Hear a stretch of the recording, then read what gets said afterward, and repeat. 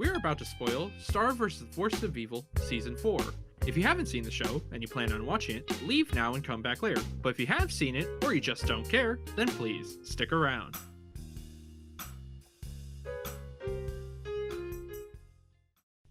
So, we gonna record the lame opening joke?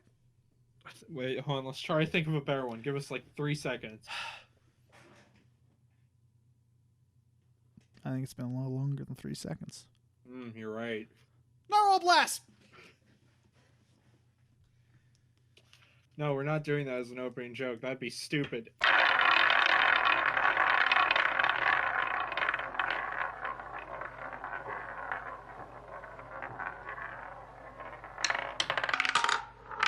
Hello, everybody, and welcome to Cinema Roulette.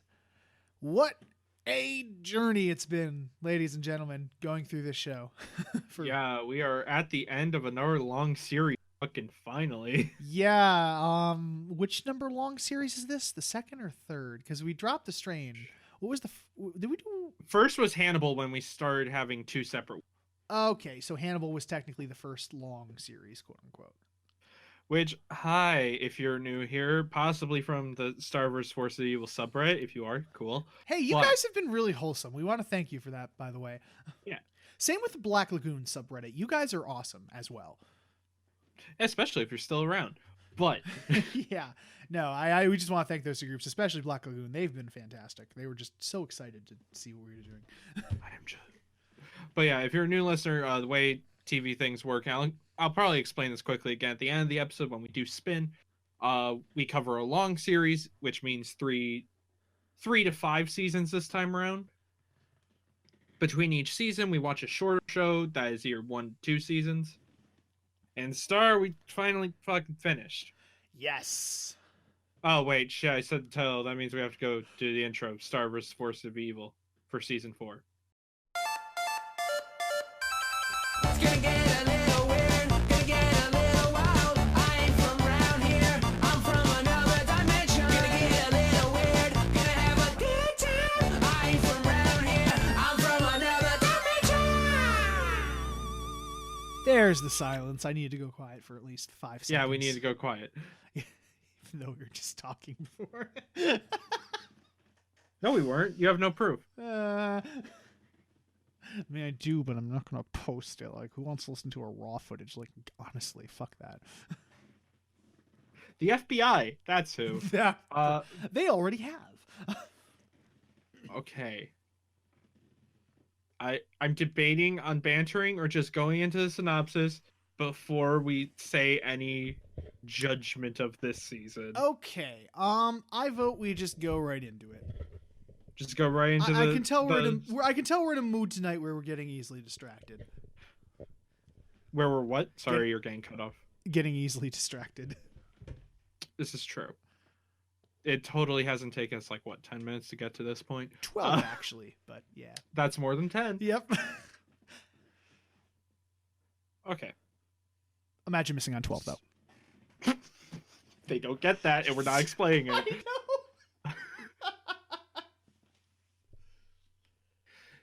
So it is a few weeks after the events of last season. Eclipsa now runs the Butterfly family part of Muni, which has become a place where monsters live freely with humans. Not everyone's happy about that. Star, Marco, and her father, River, have spent the whole time looking for Star's mother, Moon. Not that her... Never mind.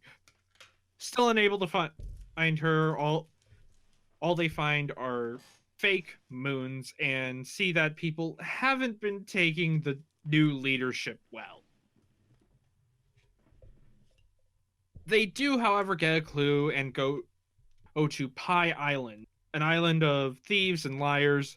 They at first think this was a waste of time, but eventually do find Moon in a volcano and convince her to come home with them, even though her memory is still wiped due to the magic place, the magic realm. Oh, so are you still there? I'm just making sure. Yep. Cool. We explained we explained this to the audience last time when I horribly stuttered over my words. Yeah, Cameron's computer is just garbage. Yeah. It's why I'm getting a new one. Sorry. The show basically skips over Moon getting her memories back, and he has most of it by next episode. Yeah. And after that, she's just completely back to normal. Star takes Moon to Eclipsa, and they kind of hang out for a day and show that Eclipsa is now living in the monster castle back where Star had the party between humans and monsters. Excuse me. And also, Eclipsa is working on trying to break out Globgor, her big old husband. Literally. Moon and Eclipsa have a surprisingly nice day before Moon decides to leave. Moon explains to Star that something doesn't feel right. She is okay with Star's choice to let Eclipsa rule, but will go out of the kingdom and live elsewhere with River. Star decides to stay with Eclipsa till she feels that Eclipsa can run the kingdom on her. Basically just trying to make sure her mess doesn't become worse. And this means for a good portion, Star, throughout the season, Star is just trying to help Eclipsa with popularity among the humans. The next bit is rather scattered and feels unconnected. We'll talk about it in a bit. Just try to keep up. If you're just listening to us instead of watching the show, which I still highly recommend you do watch the show. Okay. Eclipsa is almost assassinated by yada yada berries. These berries turn you into stone if you try to eat them. Star and Marco try to find who started the whole thing, but they come up empty-handed. Moon's camp slowly turns into a village since the humans still like her as a leader, so they make a community around her away from the monsters. Tom and Star are still dating, and Tom admits that he knew about Star and Marco's kiss in the booth and is honestly just disappointed Star didn't tell him and he had to bring it up. Kelly and Marco become just friends. Jenna is in mutiny without explanation. This is actually important, which is kind of funny. Yeah. We find out Marco's strong feelings towards Star are actually due to a curse Tom put on the two of them back in season 1 during the Blood Moon Ball. They get the curse lifted so the two can move on. Again, we'll talk about this. I'm trying just to get through. Ludo is back. He was off in other dimensions, basically repeating his failures of season 1 just with other versions of Marco and Star. But his brother Dennis finds him, takes him back to the old castle that he helped rebuild, and gets Ludo's gang back together. So now they want to steal Eclipsa's wand. Moon leaves her little village to go get something from the castle, finds Mina there, or as we've called her throughout these, Sailor Moon. I will probably switch between the two. And Mina's been living there for God knows how long at this point. And she's like, hey, what if we brought back that army of mechs when we fought all the monsters? Also, we find out she was the one who was sending yada yada berries to Eclipsa's town. Moon decides not to tell Eclipsa that Mina is planning this, but also says she's going to stay out of the conflict. We talk a bit about how Marco is going to leave Muni at some point because he wants to go back home, help raise his sibling, and go to college and all that jazz. There's a lot of magic being used somewhere, and the High Council blames Eclipsa, who says that she has nothing to do with it. It is probably Sailor Moon making the mechs. Eclipsa has a spell with no name that can kill anything. It's basically a magic nuke. We see Eclipsa stole a piece of the old spell book that Star put in her secret closet. The spell book that was destroyed back in season 3, but not completely destroyed. She uses some of Glossoric's silk bugs in order to put it back together behind Star's back, and wanted to find a spell to free Globgor from the crystallization. However, she actually goes inside his head and talks to him first, basically in a dream world, and he says, if the humans aren't ready for monsters yet, I shouldn't be let out because that will just ruin everything. Mm-hmm. Star is also a bit upset that Eclipsa did this behind her back, but is okay since she is saying that she doesn't want to free Globgor yet. Anyway, back to an actual flowing narrative.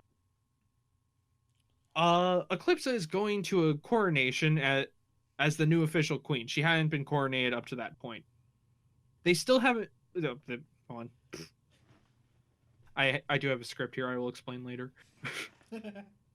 This is the only time we've used a script on this show. It only took us 100 and something episodes. Yeah, really. I'm not going to keep doing this because it's annoying. It's fair. Hey, you're the synopsis man, so. But basically, they're doing this because they're hoping it's some good PR with the Mumins. I mean, there were other attempts, but those were one-off episodes. Get to that. There's a lot of stuff we'll get to. Yeah, there's a lot to talk about this season. Not always positive. But on the day, right before, like literally as the event is starting, Globgor has escaped. He's been freed from the crystal. The Magic High Council, who is at the coronation, instantly arrests Eclipsa and Meteora, assuming Eclipsa did all this as a ruse just to free her husband and cause chaos. Star does kind of feel betrayed, but asks where the hell Globgor would be going. Goes and sees him, and turns out he's running away because he wants nothing bad to happen to Meteor or Eclipsa. However, since Star explains like they're already arrested, he comes back. And before he can really explain anything, the High Council attacks him. They get in a fight, which causes the stage to catch on fire, puts Meteor in danger, and Globgor kind of ends the entire battle just to save his daughter. The mutants are like, oh, hey, that's actually not a very monstrous thing to do. It's almost like they're people. And Star also figures out that Romulus is the one that freed him, and Romulus admits that he was doing it just to try and make Eclipsa look bad because he's a dick. Romulus gets arrested. The people understand he isn't really that as bad as the story is making him out to be. And finally, Eclipsa and her husband can help rule, and the mutants are okay with it. At least that's what it seems. Yeah. Some of them are. And with this, Star feels free that she can finally take a break from trying to help everyone. Marco goes back home to see now his sister, who was originally brother last season. They make a joke about it. It's fine. And Star plans a vacation with Tom, but keeps putting it off, and then admits that she still, even after all this, isn't emotionally ready to go on, to like just go and relax and see the world, and ask Tom just for some space. And she decides to go back to Marco's. Yep. We get a nice episode about where we see how all the Earth characters are doing. Marco meets up with Jackie, who has moved on but with no bitterness, and got herself a French lesbian girl. So that's cool. Yeah, they got away with it, and I love it. Next, we have Beach Day. This is a day that has been built up throughout the season so far. Father Time gave Star a photo from the future of her and Marco at the beach looking at as happy as can be. The day finally happens as Star gets the photo and instantly makes a portal back to Father Time. This part gets intense. Jesus fuck. Yeah, it does. She's mad because she thought the photo would mean she would be happy and relaxed and could move on from all the shit she's had to deal with from last season and this one. But she is still full of emotion and still confused about just herself. And he tells her that she gave it to him to give to her past self, basically giving her something to look forward to after all these tough times. As these tough times happen, she gets in a bit of a debate on if this technical lie is worth it, and then realizing, yes, that was actually very helpful to have some sort of light at the end of this tunnel. Mm-hmm. And also that completes the loop and probably didn't break time. So that's nice. Yeah. Time is funny like that. Also, Father Time says, well, everything's about to get a lot worse. So next episode, Tom breaks up with Star. After their breakup, Tom... Well, okay, hold on. After their break, Tom realized they are such different people that it won't feel right to him and that Star just deserves better. As they're both rather emotional, Tom tries to leave, but neither him or Star or even Marco can make a portal back. they assume it is just that they are all too emotional at the moment to focus enough to use magic, but eventually realize it is no longer working. Mhm. Then and they're like, oh fuck, something's probably going on in Muni. I also forgot to mention, there was an episode involving Meteora and Marco's little sister. The only really important part here is that Hekapoo comes in and tells Marco, hey, shit's gonna happen on Muni. Don't come. It's like, okay. But they figure out something's going on in Muni, and the only person who would know how to get there is Jenna, because they never figured out how she got there. And Jenna doesn't know either. They retrace her steps and they find the potholes that lead back to the magic realm. Mm-hmm. And now since the script is gone, you are going to get more uhs, and Justin is going to be very annoyed editing them. Well, hey, at least most of your job is easy. Yep. So they start throwing stuff down the portal to try and get the unicorn's attention. They do, but the unicorn's just like, don't come in here. Stay out. They go down anyway and tell the unicorn, hey, pull us over to Muni. We need to get there. The group falls into the magic problem. The magic realm problem of losing their memory and just getting high as a kite, basically. It's literally that, yeah. Also, there's purple goo everywhere. Mm-hmm. There's evil creeping back into here. And eventually, after they fuck around for a bit, the unicorn teleports Marco, Star, and Jenna to Muni. Tom did go with them, but we'll get back to that. On Muni, the mechs... Well, Sailor Moon is attacking the monster town. The Magic Council is working with her. And Globgor tries to fight... Globgor tries to fight the mech, but gets slashed by a sword that just one stab, you will basically die at some point. Like, it slowly spreads magic through you till you die. And we don't even know how you die because the show doesn't, show it. it actually did show it. Very violent. Well, it did show it later. Yeah.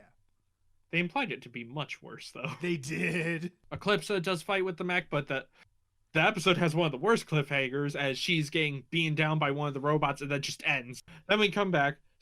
Team Star comes in.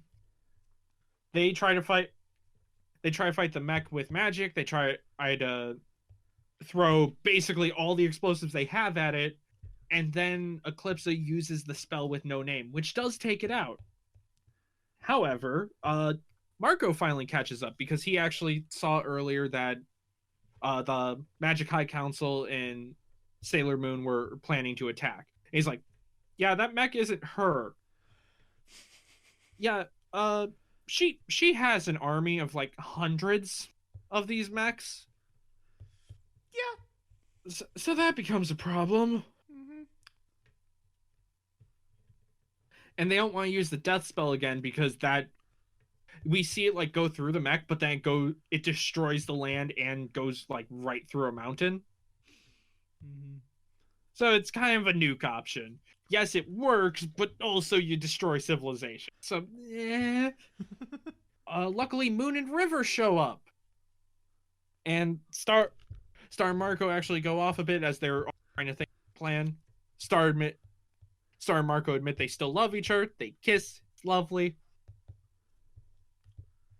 And Moon tells Eclipsa to give up. Because Moon has been behind them. Almost the entire time. Yep. The reason Globgor was let free was because of Moon's planning. The reason for this whole mech army was Moon's planning. Also, these mechs were from hundreds of years ago that were used to kill monsters. Just make sure I mention this. Moon thinks she's in charge of Mina, tries to basically say, okay, Eclipsa gave up. Please just, we can stop now. We can just stop. We don't have to finish this. Because she gave the deal of Eclipsa and her husband and baby, go and just leave and go off to another dimension. They're allowed to live. Moon gets the kingdom back. It's all good. Yeah, it doesn't work. Because Sailor Moon is a double-crossing bitch who swore her loyalty to a different queen, so the magic doesn't work. it's not really explained, but go with it. Luckily, Hekapu saves everyone right before Sailor Moon just stabs them all. Yep. And they go to a tavern at the edge of the world. And Star decides, you know what? What if we just got rid of all magic? Yep. There's something I could make a joke about here, but that's technically a spoiler for something else.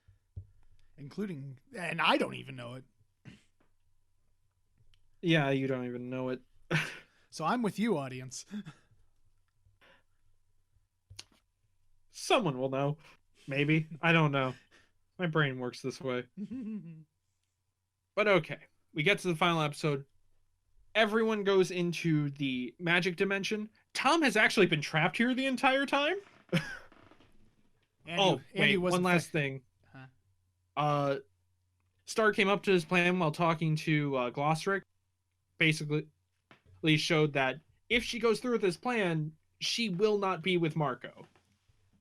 You will save the world, but you will lose the person you just admitted you. Not that he's dead. They won't be able to see each other because they can't make portals anymore. Yeah, because, like the title says, they're from another dimension. And magic is needed to do that. Yep. But they go to destroy the magic dimension. They also find that Glossric's pudding stops the effects of the magic dimension. Because he's an asshole and doesn't tell people things. Yeah. Tom and Marco fight. Marco gets stabbed by a unicorn, but this doesn't really do anything. Mm-hmm. Like, they kind of build it up as something that's going to happen. It doesn't do anything. Yeah. Eclipsa and Moon come in to also help destroy the dimension. Sailor Moon, or Mina, does eventually find where they are and jumps in, but just gets fucking mauled by one of the evil unicorns. It's pretty fucked. And luckily, the magic starts to break right before the unicorn could stop them from destroying the magic. However, now, because Star tries to send Marco up his portal to Earth and tries to go up to Muni. However, has second thoughts and jumps down. Marco did as well, and both the pathways are broken, so the two hug, probably expecting to die. For kids. Yeah. But the two wake up in their own dimensions. The High Council is dead, by the way. Yeah, straight up. Like all that's left, because there's a guy with the crystal, but it's literally he's just a normal crystal, and there's two snakes by the side, and the skull guy literally just a skull. That's it. They're dead. Yep. And I assume Hekapu just poofed out of existence. Yeah, presumably, since she was, I guess, made of magic. So. Yeah. They do think that Star thinks that it's lost, that she will never see Marco again, but when the two hugged in the dimension as it crumbled, the words are hard. Their Star's kind of barfly portals start to appear beneath them, and the two in both their dimensions see that portal and run towards it.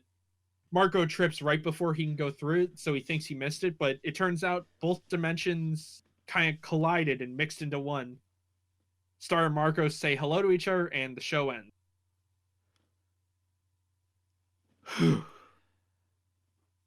Good job. I'm proud of you. I'm not. Now, there is one thing that consistent viewers will realize. We separated the art. Well, besides season 1, season 2 and season 3, we split into 2 parts, and that sounded like a lot of story stuff. However, we did split into 2 parts. We recorded part 1, but the first 14 episodes of this show are the scattered part with very little plot.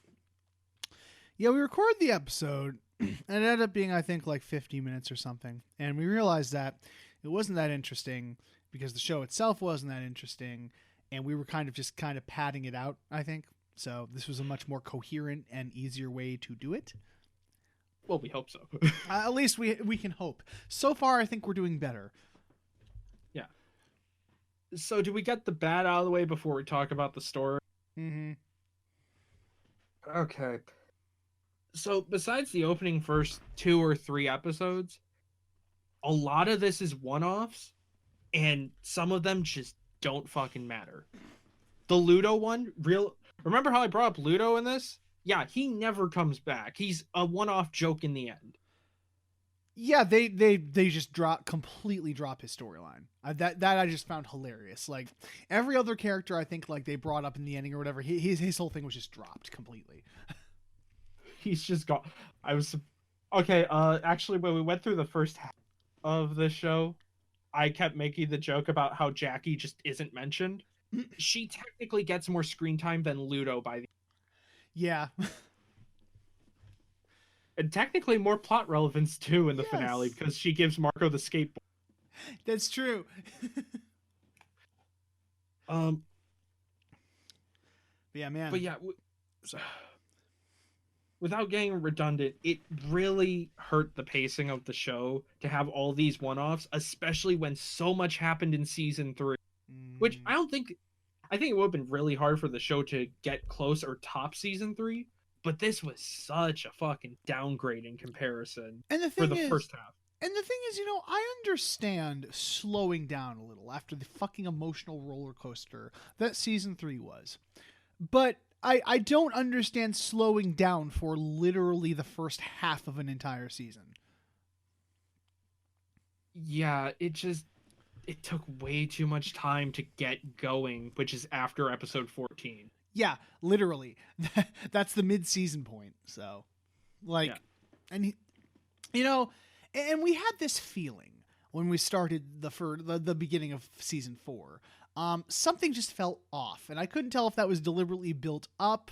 We're showing a fallen kingdom. It's confusing and all that, but literally, it's just I think the writers they had things they wanted to do, but they had no idea where they were going with it. It felt. Yeah, it feels like they wanted another season and suddenly were told they were not getting one. Mm-hmm. So they kind of stumbled trying to find the point of this season. Yeah. Before we get into the big problem with that is technically part of the main story, let's talk Ponyhead. Oh dear Christ. What have they done with you, Ponyhead? My God. Giving her too much screen time. That's what they did. See, here's the thing about Ponyhead. In the first 2 seasons, they used her sparingly here and there. She was part of episodes, and she was kind of funny, really. She had some good lines, but starting a little bit in season 3, but especially in season 4, they have entire episodes dedicated to Ponyhead, and they are painful to sit through because it feels like they A, gave them to a different writer, and just B, how the character is. It's too much Ponyhead. Like, guys, when you have a character who's supposed to be annoying, having them on screen for an entire episode is really annoying. and there's like 3 episodes this season I should say segments entirely dedicated to Ponyhead. Yeah. And one of them is honestly the worst the show ever get. Like out of all the seasons, there is one episode or one segment, whatever you want to call it, that is the worst of the entire show. Sorry, since we re-recorded this, I'm forgetting that we have to talk about all this again. We do, yes. Oh God, yeah, that episode is so fucking painful. Let's talk about that. Okay, setup of this episode is Eclipsa gets kidnapped. So Star, Ponyhead, and Marco are going around trying to find the kidnappers as Ponyhead texts their location the entire time. Wow, how are they one step ahead of us? Oh, I forgot to mention this also ties back to our Ponyhead episode. She started her own Ponyhead show. It's and so she goddamn keeps annoying. talking to all her followers. And she's constantly being followed around by a TV camera. It's so fucking annoying. It's so annoying.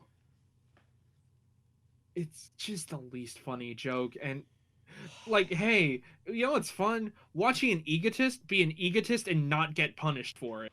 Yeah, like it'd be one thing if she like realizes she's a piece of shit, and they do address it in the one episode in season 3 with the hospital or whatever. But there's no resolution to that. She never learns a lesson. She just continues to be a piece of shit. Yeah. Or again, just punishing her, like, you know, he gets in front of the camera, all of a sudden falls on her, whatever, you know, slapstick. It's Yes. But anyway, they do find Eclipsa because Pony had set this all up because the drama would bring in the views and give people to like Eclipsa more. And it works, and then the show completely never mentions this again because that would be stupid. And it turns out because there were these like evil group of people that like fought her, and she had like this octopus thing on her head. Turns out it was just a VR headset. It was all a prank. Yeah, and it is just absolutely infuriating to listen. Like by the end, like when they were starting to explain everything, I just like held my head, just like, oh god, here we go. We honestly had to just stop watching at that point. It was like, okay, that's the watch session for tonight. I'm not watching more. we Fucking were annoying. we were worried that it would be an emotional reason we had to stop. Now it was just more of, well, technically an emotion, but it was just more annoyance than actually being sad or something. I would have rather it punched our gut and be sad than just be this fucking annoyed in an episode. Yeah, Ponyhead is just a pain throughout the season. They wrote, it sounds like a 40-year-old trying to write a teenager. Yeah. But yeah, I think that's all we have to say on Ponyhead. Yeah, just she became a really annoying character in the season and is one of the weakest parts of it, in summary. Yeah. I'm trying to think before talking about if there's anything else to like quickly mention. Any other one-offs you can think of, or I think that's about Any bad one-offs. Like, the one-offs aren't bad by any means. As they're standing on their own, they're fine. They are fun episodes. But after how much story there was last season, it's like, can we get to a point, please? Yeah. Like I'm not expecting you to match season 3. Season 3 was phenomenal and just in every way an emotional punch and slap to the face simultaneously. But it's like, I expected something better. Like, this is, like, you know, it's just average. It's just bad, but it's not, like, horrible. It's just bad by the standards of Star. The show can do better. We know you can, show. What the fuck? Yeah, I would really like to know what happened behind the scenes. Yeah, because it really feels like the main writers took a break or something, and then these people had no idea what they were doing, and then for the last half, they're like, okay, we're coming back to fix this mess. Yeah, because the last 7 episodes, fantastic, all of them. Oh, Jesus Christ. It really makes me, like, kind of upset because I'm wishing they, like, got to that sooner. And they kept that up for the whole season. But you have to sit through a half of just, like, one-offs and just aimlessly wandering, it feels like, with the plot before you get to it. Yeah, honestly. Because, not only is it good plot-wise, they're intense, they're emotional, there's good character moments, and it is actually a very, very, very satisfying ending. I really liked it. Very satisfying ending. It's been a while since I've had a TV show with that satisfying of an ending. And before we get to the good, the Blood Moon. Jesus Christ. The studio mandate. I don't know if it's actually a studio, but it felt like it. Yeah, it really feels like they stepped in and said, yo, do this. But there's an episode where they have to recreate the Blood Moon Ball of Tom because Marco's realizing he has feelings with her, and turns out it's all just a curse. Which, when we were watching this and, you know, we didn't know where it was going to go, we were like, man, that felt like a fucking cop-out. Like, that was just lazy. Yeah, also, I'm like, all this time when there was this really good drama between a really good will they won't they thing, which is rare in television in general. Yeah, because that's the thing, and that's why it was aggravating, because they really played with that, because it's like playing with human emotions, and those are very relatable human emotions is the thing. Like, and they're playing with, you know, themes of, yeah, well, you could like someone, but then they don't like you, and then you're just torturing yourself, and you have to try to move on, and they like each other, but they don't like each other, and it was very natural. It felt, it was really good character development, and it was really good that they tackled that, but nope, it was all just a curse. It was all just a curse.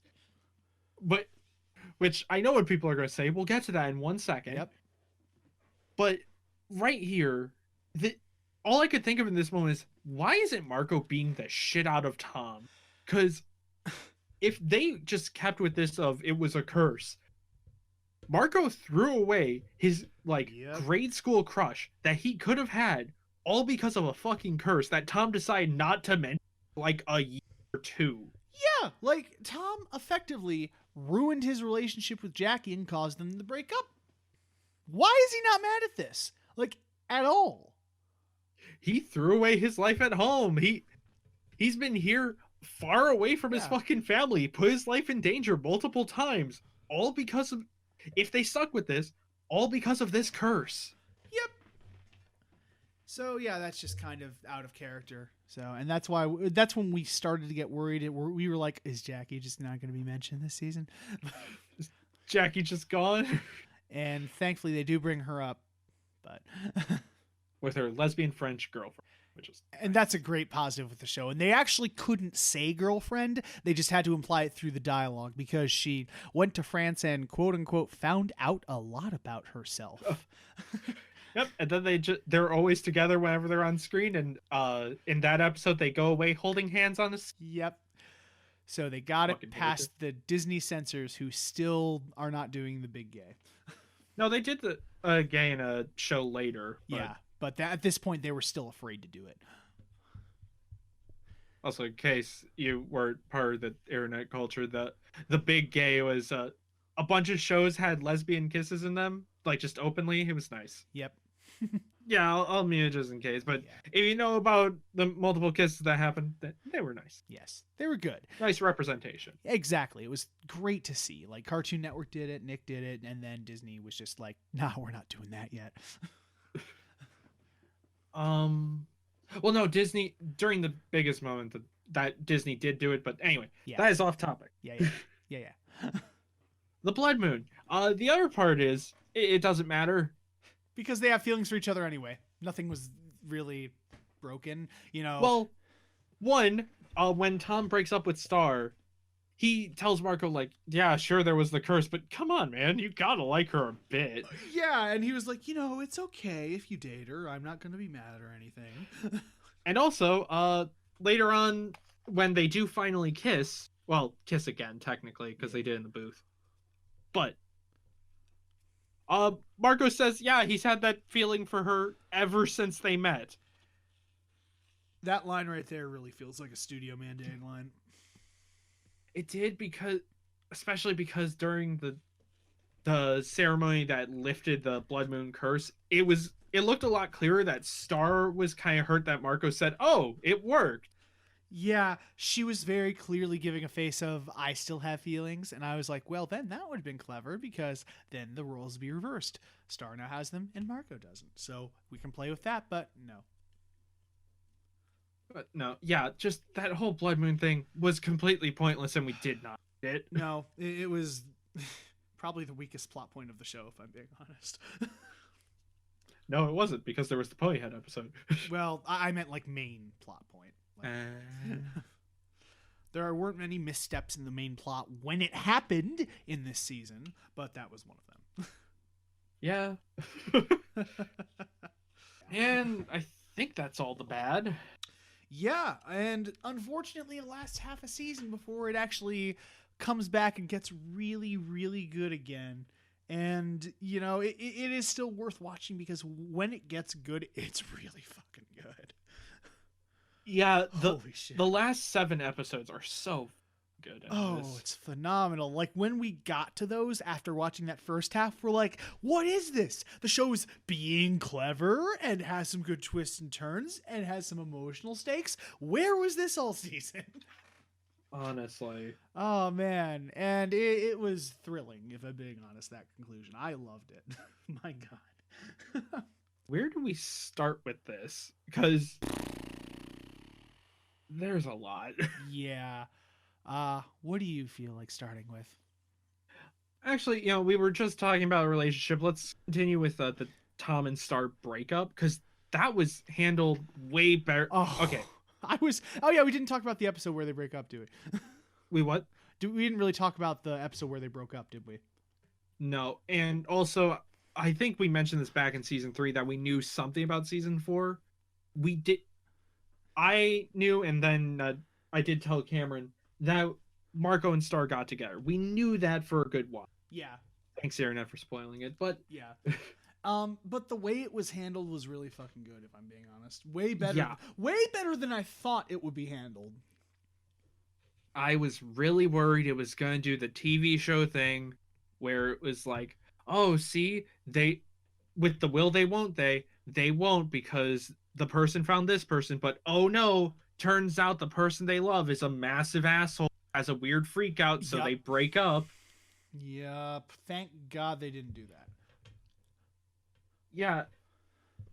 The reason Tom breaks up with Star sounds reasonable. It doesn't sound like just something that came out of nowhere. Is it because like he doesn't think it'll work or they're compatible or something? Yeah, he's like, they're so different that it's like eventually this won't work out. Yeah. And here's the thing. Tom breaking up with Star was really well handled. I just wish that there had been a better build up to it, because that whole blood moon ball thing and shit was just really annoying and stupid. I really wish that there was a little bit more of an arc to build up to their eventual breakup. They did try to cover the ground, like the episode where she's trying to go off with him, but it just keeps stalling. Yeah. But yeah, it would have been nice if they used, any of the 12 episodes. The first 2 episodes of the season are fine. Yeah. The 12 episodes to build it up at all. Yeah. But I was I was thankfully very pleased with how they handled the breakup, and how Marco and Star got together was also really well handled, if I'm being honest. That was really cute, honestly. Yeah, that was. I really liked that. I have to say, too, about the Tom breakup episode, we got back to that, like, slapstick stuff from season 1, and it's still fucking hilarious. It's still fucking what? Hilarious. Yeah, oh my god. Also, yeah, the comedy also felt off in those 14 episodes, but that is. And I was, because there's the one where, like, they literally freeze the helicopter pilot, but then they never unfreeze him. But eventually it thaws out at the end of the episode. She's like, okay, smiles, and you just see the background, boom, big explosion. Helicopter crashes, just blows up. Oh, it's just that really fast-paced, just really dark, destructive slapstick that I loved in season 1 that thankfully made a comeback. It was great. But yeah, let's talk. Do you want to segue into Marco and Star then, since that feels natural? Segue into what? Marco and Star then, since that feels natural. Yeah, it feels natural enough.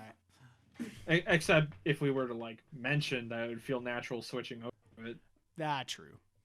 But that let's would be not silly. do that. Nah. Okay. Anyway, yeah, Marco and Star's relationship, especially at the end, that's just so.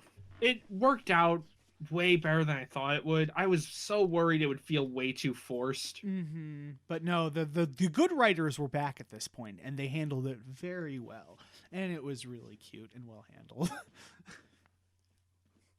I still feel the photo booth episode back in season 3 was a bit, but here it does feel natural as they admit they like each other, and just the moment when they're down in the magic realm as it crumbles is so good. It's so emotional. I loved it. Oh man.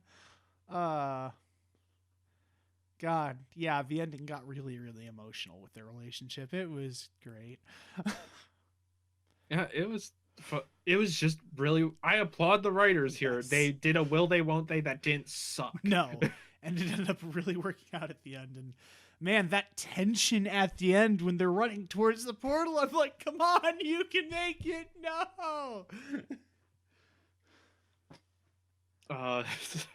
I was gonna say it's like something, but again, spoilers. God damn it! I think I actually know what you're talking about this time. You do. We've covered it on the show. That we have, but we're not going to say what it is. Yeah, fuckers. 100 episodes. Figure it out. Yeah. So that was really well handled. The animation's still fucking gorgeous. Hell, it takes a step up during the action scenes, that's for sure. Those were fucking rad as shit. The ending shot of Earth and Muni mixed is fucking gorgeous. Oh, yeah, it's so pretty to look at. Oh man, I don't know how to. Oh, actually, another episode of just Star and Marco, the beach episode. that ending moment That hit. has a lot of interpretations.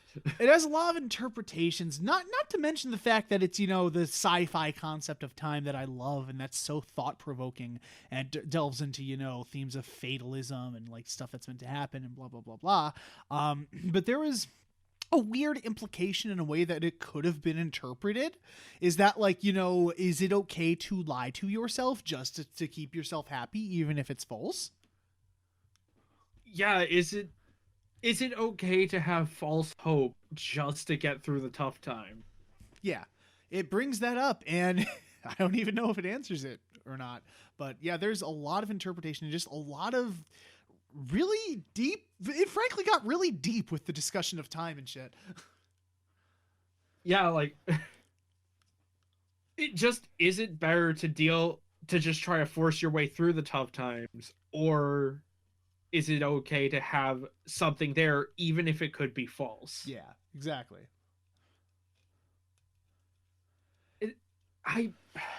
That's something I missed throughout the season was Yeah. moments like that were actually like would bring it up to kids in a way too. Like it's questions as an adult that are hard to fucking answer, but even for kids it'd be like something for them to actually think about. Yeah, I didn't expect it to like be this deep and this thought provoking, like especially with how the rest of season 4 was going. So Yeah, it does just feel like they had all the writers were gone until now. It's so weird. it does. I have no idea what happened behind the scenes, but if it was, I would completely get if it was a writer's thing, like maybe the writers went off or something like that. But if it was a creative decision, it was a bad one. I'm sorry.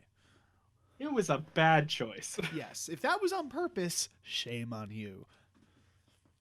Why did you ruin a good thing? Yeah, honestly. But yeah, it's unfortunate. That first half is just unfortunate because when it gets good, it gets really fucking good. But man, it's a slog, that first half.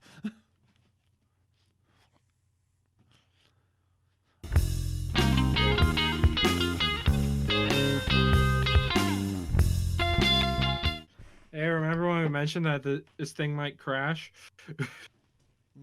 In the meantime, I've been enjoying a Shamrock Shake. Now you're probably wondering to yourself, Cameron, how did you get a Shamrock Shake? Shamrock Shakes aren't in season and it's not St. Patrick's Day. Well, you go to Swenson's, you order mint, and you order vanilla, and it's essentially the same thing. Now I thought it was going to be a mintier mint, but no, it's a sweeter mint. It's like a peppermint instead of a mint. So, it's a Shamrock Shake, and I don't even fucking care. There, life hacks from Cameron. We're back. So yes, continue with your little segue. Yeah, I was going to talk about a one-off episode because there's the episode where Hakapu tells Marco, "Yo, don't do that." She leaves a portal open, and he was babysitting his little sister, Meteora, and they both crawl into the portal to the land of Buff Marco. Him and Star go there to try and find them. Turns out they were raised by a witch. They try to bring Marco and Star to a Final Fantasy villain to sacrifice Star so that way Marco's sister can get magic powers like Meteora. They fight off the Final Fantasy villain, works out, and eventually do get to, by offering the fact that Earth has food that is good and not bugs. Because time works But she- differently, they'd basically be babies and have to grow up all over again. And they're like, we don't want that. We've built a life. But guys, there's food. There's food. Pizza. It's great. And nachos, because every kid show, the nachos are the shit. I don't know why. But the fun thing that's implied here is that Marco's sister and Meteor kind of have a relationship. Yeah, there's Again, no... so Sorry. I was gonna say again another lesbian sort of couple, which is cool. Yeah, and the thing, this one is way more subtle because there's no lines that like hint to that or like really overt themes or anything like Jackie, but the vibes, man. I got the vibes. Well, there is the implication of like, well, wait, we'll still be able to see each other, right? Yeah. Like I mean, whole reason they don't want to go back is Yeah. because they might fall apart. yes, and well, and that could just be taken as close friends, though. They never overtly say lesbians, but man, I got lesbian vibes off them. I'm sorry, I'm not a history teacher, so I'm not going to just say they were good friends. What do history teachers have to do with that? There's a whole thing where if you pay attention to history classes, any person who is actually like gay in history, they'll be like, "Oh no, that's just because they were good friends." If you read like Really? letters they sent, yeah. Oh, it happens all the time. Just because of, back then homophobia and shit. Back then, it still happens now. It does, but Yeah, it's like these two were close friends. If you like look up letters they sent, the two people Yeah. sent between each other, it's like, I will want to never leave you. I want you to ride me like a stallion. yeah. Good friends. Yes, Leonardo DiCaprio and that one person that hung out with him all the time, just friends. Or sorry, Leonardo da Vinci, not DiCaprio. Wow. Thanks, yes.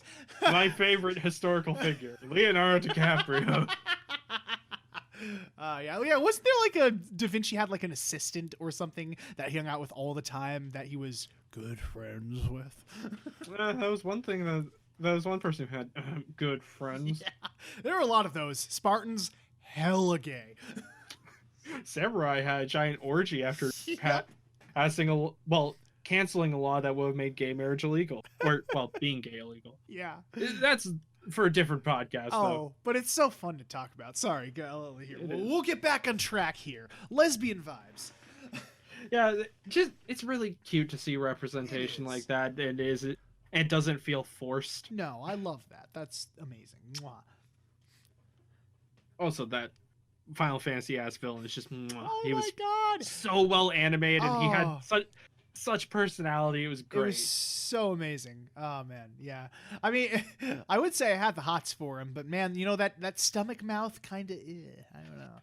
You're just being negative. I You can be making guess. out and get sucked. I guess. You know what? I guess I could, couldn't I?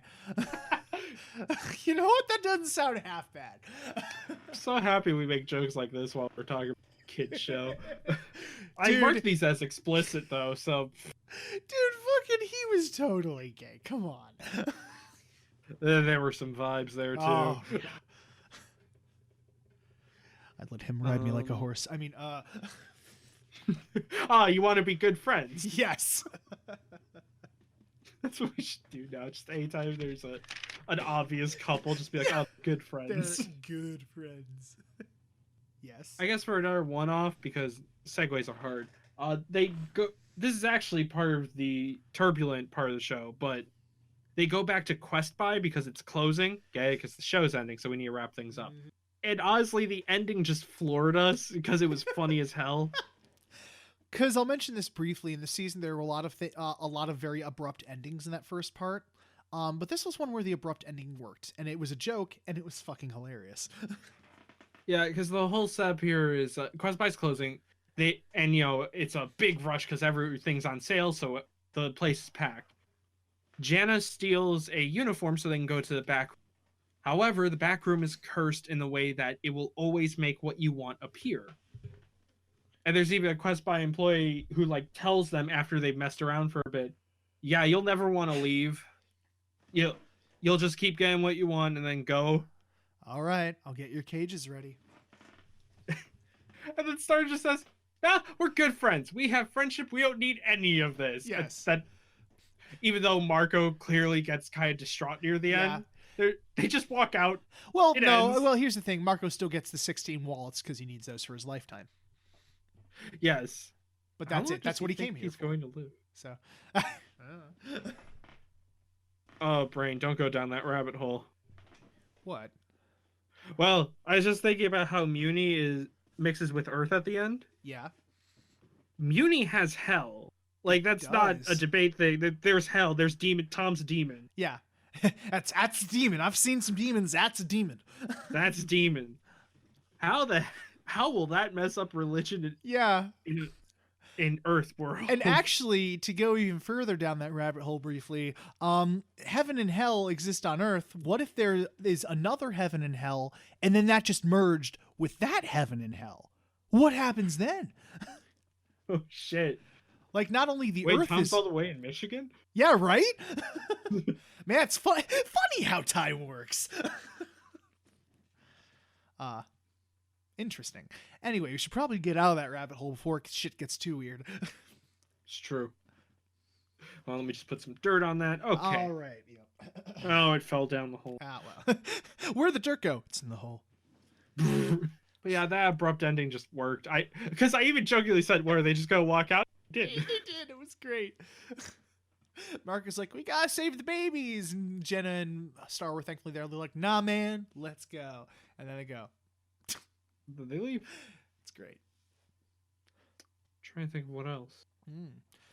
Because like I said earlier, the action was really fucking cool. It was like anime style, like action, and like that level of just awesomeness. Yeah, that level of just, especially with Eclipsa's attacks, just the fluid motion of everything has such weight to it. It's great. It's so cool. And I love the fight between Globgor and the giant robot as well. Because like he did the whole thing where he shrinks and goes up again. I'm like, this is some Ant-Man shit. And that shit is just cool. I love that. Oh, we didn't mention that because we mentioned it last recording. Yeah. Bringing up here. The episode where Eclipsa goes in Globgor's brain. Yeah. That's actually a really relieving moment to see how Globgor is such a good person. And there's a lot of cuteness to the animation there. Like, they're walking through the woods and Eclipsa goes up on a branch, but Globgor can grow and shrink, so he grows to stay eye level with her and shrinks down when she gets down. Yeah, it's a very subtle growth and shrink, but it's really cool and well done with how just fluid it flows. I love that shot. That shot I love so much. Yeah, I was like, that's such a clever little thing to do. Yeah. Oh yeah, that whole section was just beautifully animated. Yeah, and I am happy they also didn't just go with the Eclipsa is, or Globgor is as bad as everyone says. That was a nice change. I mean, it's pretty, thinking about it as a Disney show, it's pretty obvious that's what have happened is that he wouldn't be evil, but still. Yeah, it was nice they actually did like stick with it and say, yeah, these people are not evil, they're just misunderstood, and the humans are horrible racists. Yeah.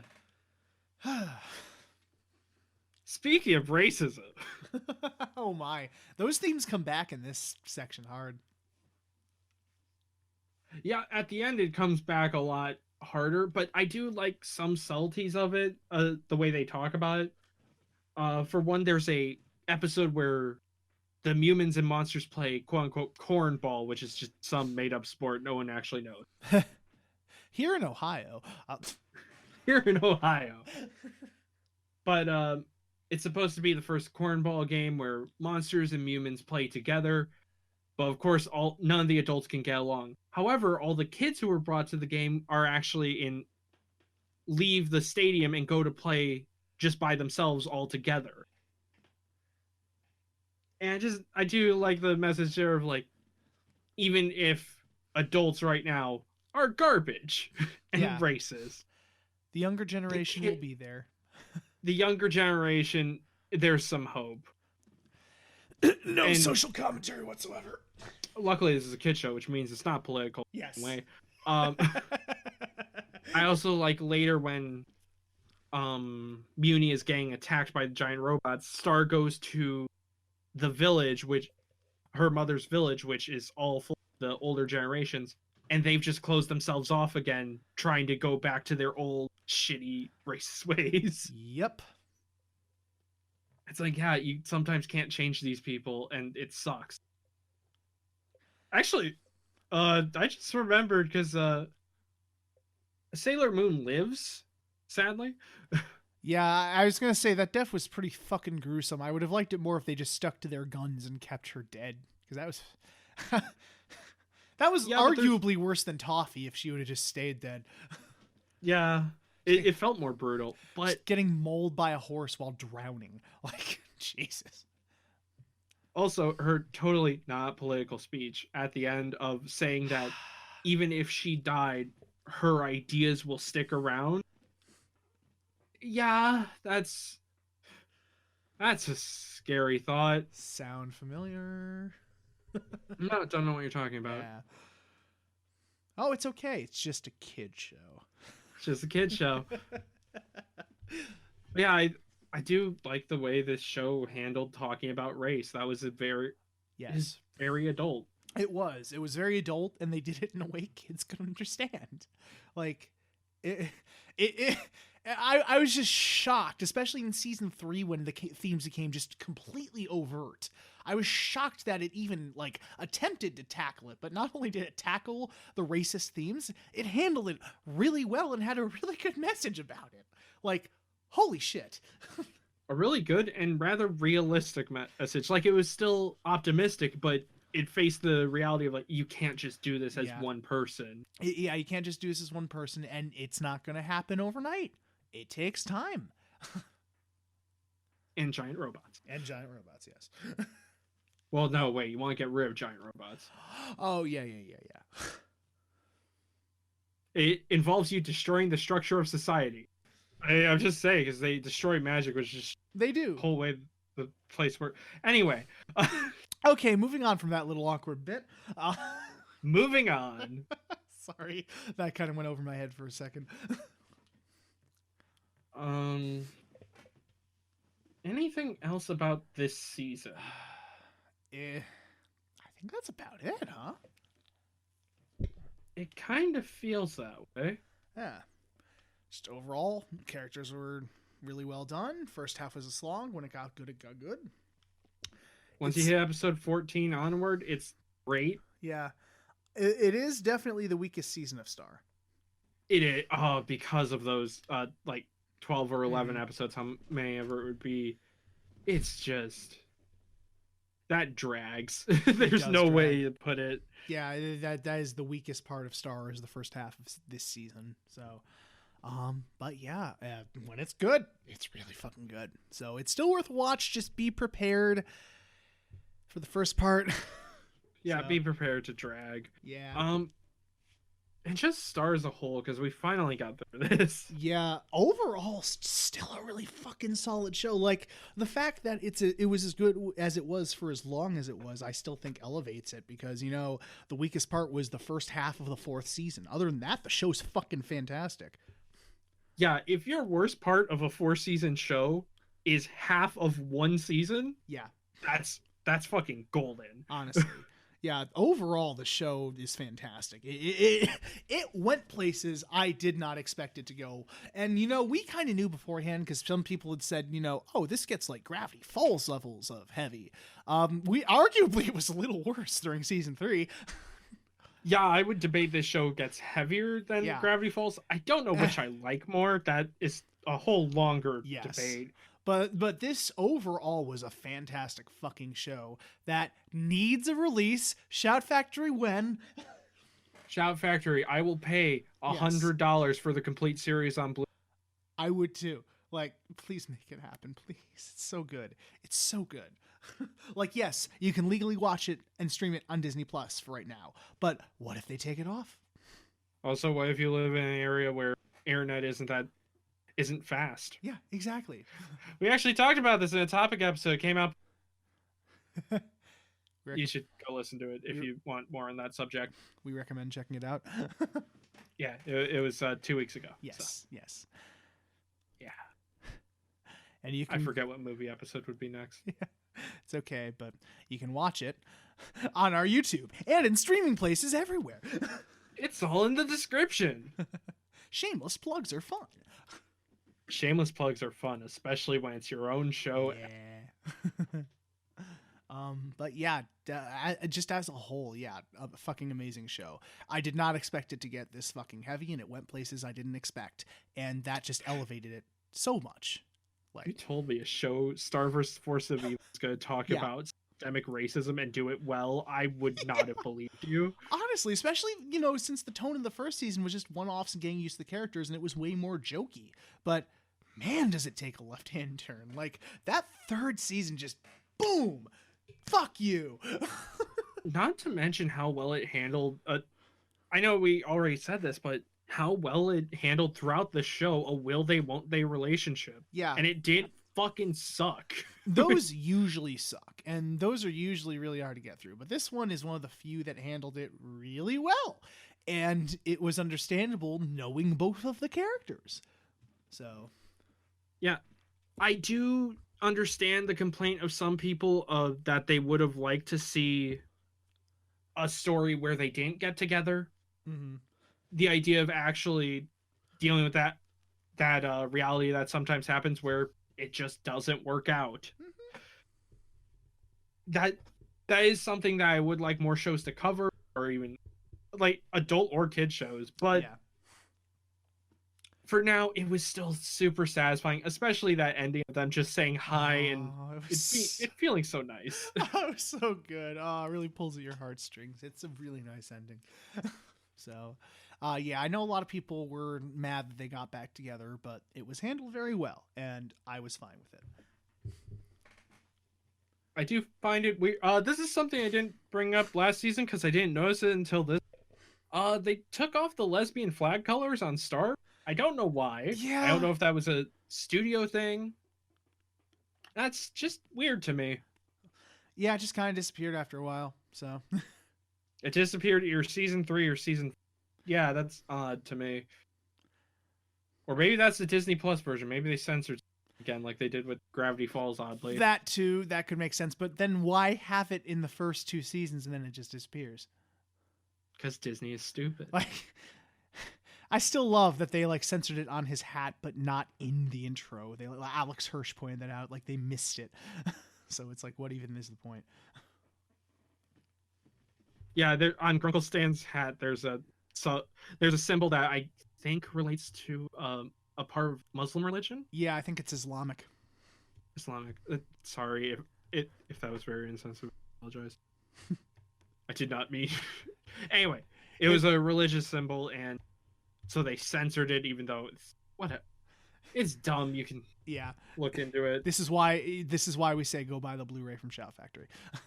Do that. It's also just a very nice Blu-ray. There's nice commentaries, behind the scenes stuff in the case. Yeah, well, not only are there nice commentaries, there's commentaries for every single episode. Yeah, it's cool. It's great. But yeah, that was Star versus the Forces of Evil. Definitely I think a highly recommend from both of us. Yeah.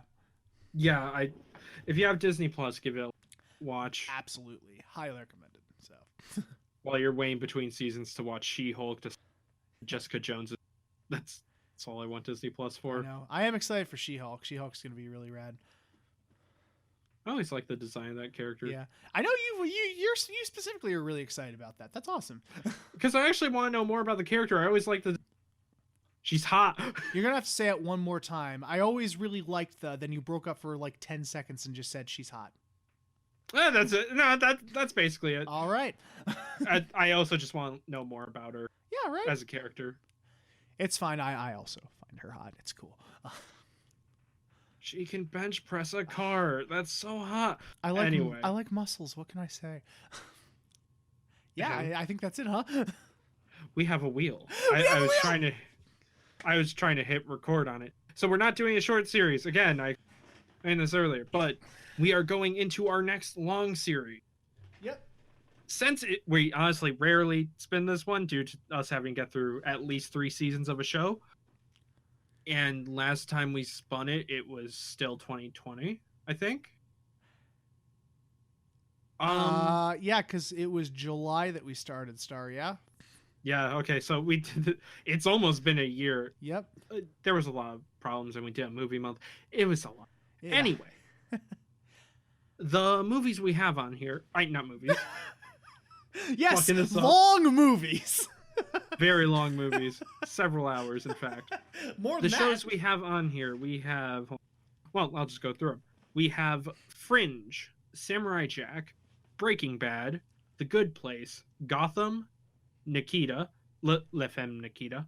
Nope. No, just it is Nikita. just Nikita. The movie is called Well, and there was a French show called La Femme Nikita that the movie was based off of. So, where this is the So wait, so there was a TV show that inspired a movie, and that movie inspired a TV show. Actually, I think I have it backwards. I think there was the movie, then there was the original TV show, then there was the remake TV show. Okay. We have the Lethal Weapon TV series. We have Ash vs. Evil Dead, Mr. Robot, Twin Peaks, and Preacher. Yep. And I'd like to note, Cameron bought me Mr. Robot for my birthday, which, if you've been with us long enough, Ian of the East he also got for me, and I had to let sit on my shelf for almost a year or two because it was on the wheel. Hopefully that doesn't happen with Mr. Robot, right, guys? It wasn't Right. 2 years. I think it was 1 year. Several years. Still a long time. It probably felt like several years. Anyway, it is time to Spin.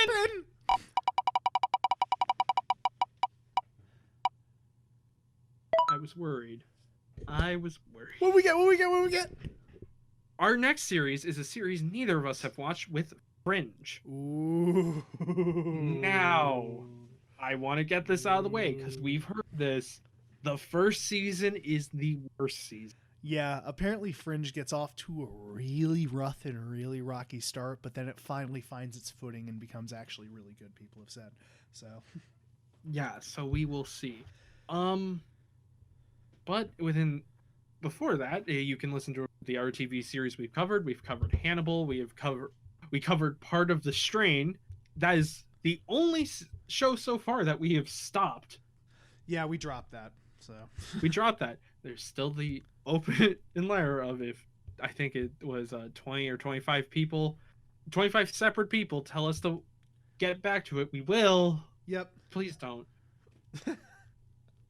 But yeah, we have Fringe coming up. I don't know if we'll be splitting that in 2 parts or if it'll be 1 part. We will see. Mm-hmm. There is a movie next. We said it last episode. Go listen to that. Head out of order. We've mentioned this before.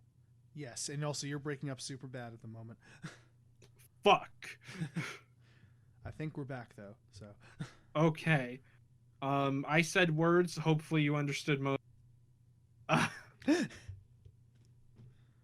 I'm bad at ending things. okay, bye. She's a princess.